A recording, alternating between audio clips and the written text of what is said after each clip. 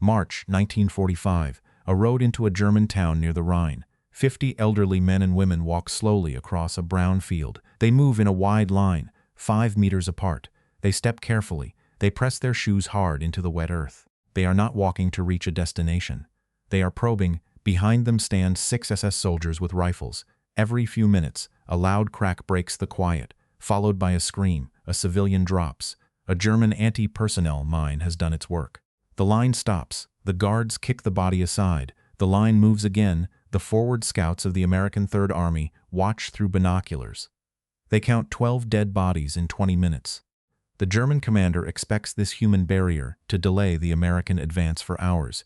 He has miscalculated the speed of a specific American general. This is the story of how an SS commander used his own people as human mine detectors, and the devastating response that arrived from General George S. Patton. Before we continue, make sure you subscribe. We tell the World War II stories that show some weapons require a soldier to break first. Those who stood in Patton's path found that certain lines could never be crossed without triggering an immediate total reckoning. Albert Walsh was 30 years old. He came from the steel city of Pittsburgh, Pennsylvania. He was a devout Catholic. He wore the captain's bars of the 11th Infantry Regiment. Walsh had been in continuous combat since the landings in Sicily, moving through the dust of Italy and the mud of France. He had witnessed the raw filth of war for nearly 2 years. He had seen men torn apart by shrapnel, and he had seen towns reduced to gray ash, but he had never seen an army use its own grandmothers as expendable shields. This morning, his company was pinned at the edge of a frozen field, forced to watch the slow, mechanical slaughter of the helpless. His fingers pressed hard into the frozen earth as he waited for orders. Hans Reuter was 39 years old. He held the rank of Sturmbannführer in the Waffen-SS. He came from the northern port city of Kiel. Reuter had spent the previous 2 years on occupation duty in France and Belgium, enforcing obedience through executions and reprisals. For the last 2 months, he had commanded the Krautheim sector along the Rhine, tasked with slowing the American advance at any cost. Reuter believed completely in the absolute authority of the state and the cold utility of numbers. He wore a tailored winter coat. His boots were polished to a mirror shine, and his uniform was immaculate despite the collapsing front. He viewed the civilian population not as citizens to protect, but as raw material to be used for the preservation of his defensive line. To him, 50 elderly Germans were merely 50 dispensable tools to save German engineering assets. By March 1945, the European conflict had reached its final chaotic phase. The German army was collapsing, fractured by relentless Allied advances from the west and Soviet pressure from the east. The Rhine River, once considered an impregnable natural barrier protecting the German heartland, was being breached at multiple points by American forces. As the outer crust of organized defense dissolved, the nature of the resistance grew increasingly desperate, decentralized, and brutal. Small, fanatical units, particularly from the SS, were left behind to delay the Allied advance by any means necessary, operating without centralized oversight or traditional military constraints. In this environment of total collapse, standard operational procedures on both sides began to fracture. Regular German army officers frequently abandoned their posts or surrendered their towns to spare local populations from destruction. But fanatic elements took the opposite approach. They viewed the impending defeat not as a reason to capitulate, but as a justification for extreme measures. Terrified of American mobility, these isolated units turned every road, village, and open field into a lethal trap, planting thousands of anti-personnel mines along the lines of approach. Many American commanders, driven by a desire to minimize casualties in the final weeks of a war already won, chose to slow their advance when encountering these heavily mined sectors. They would halt their columns, establish defensive perimeters, and wait hours or even days for combat engineers to slowly clear a safe path forward. This cautious approach was exactly what the German rearguard calculated on, using the delays to regroup or escape further east. It was a standard tactical calculus that had been allowed to slide in other sectors, as tired officers accepted the delays as the cost of safety. On this specific road leading toward Krautheim near the Rhine, however, the standard calculation had been corrupted into something far more sinister. The normal delays of mine clearance were no longer a matter of engineering, but a matter of human lives. used as currency. Captain Robert Walsh stood behind the stone wall of a ruined farmhouse, his binoculars pressed tight against his eyes. The morning air was cold, smelling of damp earth and distant cordite. Through the lenses, he watched the line of 50 German civilians. They were moving at a crawl across the open dirt road. 100 yards behind them, safely outside the blast radius, stood the SS guards. Their rifles were raised, aimed directly at the backs of the elderly men and women. Walsh lowered the binoculars and turned to his first sergeant. "This is murder," Walsh said. "They are using their own people as shields." The first sergeant looked through his own glasses. "Sir, there are at least 28 guards out there," he answered. "If we open fire with machine guns from here, the Germans will just spray the crowd before we can suppress them. We cannot hit the guards without risking the civilians." Walsh grabbed his radio handset. He called for the battalion mortar section. He needed smoke, or explosive shells, or anything to break the line. The mortar platoon leader responded over the static. "Captain, we cannot drop high explosives on that field. The fragmentation radius will tear those civilians to pieces. If we drop smoke, the civilians will panic and run. If they run, they will trigger every mine out there." Walsh cursed into the microphone. "Release the engineers to my position," he ordered. "Have them bring the detector sweeps." The radio cracked again, this time from the engineering company commander. "Negative, Pittsburgh," the engineer said. "My men cannot sweep a field under direct small arms fire. Those SS troopers have clear lines of sight from the village. The moment my sweep teams step onto that road with metal detectors, they will be picked off. We need that field secured before we can clear it." Walsh slammed the radio down. He walked out to the edge of the stone wall, risking the German rifles. He could see the church bell tower in Krautheim, rising above the gray slate roofs of the village. Inside the open arches of the tower, a figure was sitting down. It was Sturmbannführer Hans Reuter. He had a pair of field glasses in one hand and a steaming porcelain cup in the other. He was watching the explosions, completely detached from the slaughter. Another blast rattled the windows of the farmhouse. A woman in a black wool shawl disappeared in a cloud of gray smoke and red dirt. The line stopped. An SS guard walked forward, kicked the body off the path, and waved his rifle. The remaining civilians took another slow, trembling step. Walsh grabbed the phone line directly to regiment. "This is Walsh," he said, his voice flat with anger. "Get me 3rd Army headquarters. Get me the old man. I do not care what protocol says. We have a massacre on the main axis of advance, and the textbook is broken." The operator patched the call through the command chain, skipping the usual delays. The report reached Patton within the hour. Patton's jeep tore down the dirt road, kicking up a high cloud of grit. The vehicle skidded to a halt directly behind Walsh's command post, its tires throwing gravel against the stone wall. The general stepped out before the wheels had finished turning. His winter coat was unbuttoned just enough to reveal the polished ivory grips of his revolvers, and the 4 silver stars on his helmet glinted under the gray sky. He walked past the saluting officers without a word, his boots clicking hard on the frozen mud. He stopped at the edge of the stone wall and raised his binoculars. He did not look back. He did not raise his voice.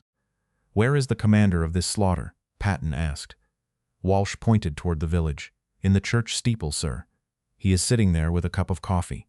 He has 28 men on the ground and more in the houses." Patton watched the line for 30 seconds. He watched an old man stumble, recover his balance, and take another step into the dirt. The general lowered his glasses. "Bring me the German-speaking sergeant," he said. Sergeant Karl Stein stepped forward, removing his helmet. "Here, sir." Patton looked at him. "Sergeant, if we tell those people to run, what happens?" "They will die, sir," Stein said. "The ground is thick with anti-personnel charges. They are terrified of the guards behind them." Patton turned back to the field. His face was entirely devoid of color, his jaw locked tight. He spoke with a cold, rhythmic precision. "The German commander thinks he has written an equation we cannot solve," Patton said.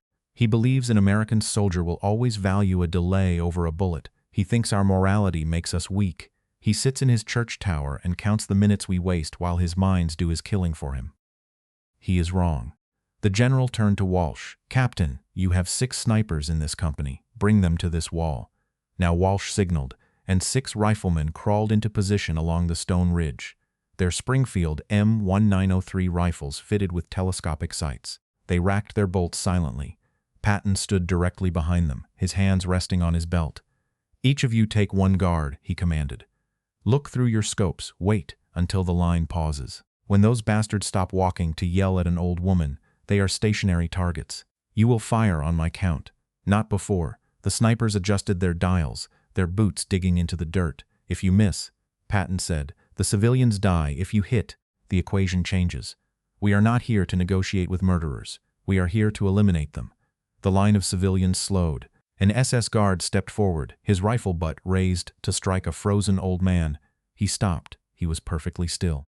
Patton raised his hand. "Fire," he said. The 6 Springfield rifles cracked as one single deafening report.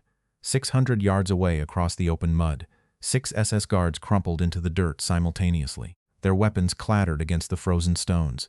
The remaining 22 guards froze in shock, looking down at their fallen comrades, their hands scrambling to chamber rounds. Before they could adjust, the snipers fired again. 4 more guards dropped into the weeds. The line of civilians stopped dead. They did not run. They did not scream.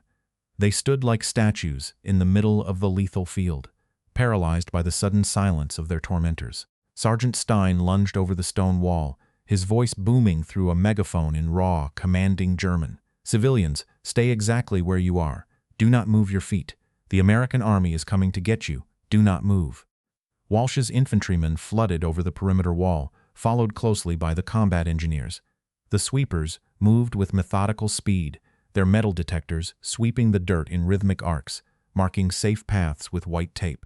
It took 90 minutes of agonizing precision. One by one, the 25 surviving German citizens were led by their hands out of the maze of buried iron and into the safety of the American lines. They were weeping, their faces stained with soot and grease, but they were breathing. Up in the stone church tower, Reuter finally moved. He reached for his radio, his hand shaking, his calculated delay shattered. He looked down through his binoculars only to see Patton's forward observers tracking his position. 3 rounds of 105mm artillery screamed through the gray clouds. The first shell clipped the roof. The next 2 struck the bell tower dead center. The stone structure exploded outward in a shower of ancient mortar and splintered timber. The bells crashed down through the sanctuary floor, burying the SS commander beneath tons of burning rubble. The remaining 22 German soldiers inside the village threw their rifles out of the windows and walked into the street with their hands up.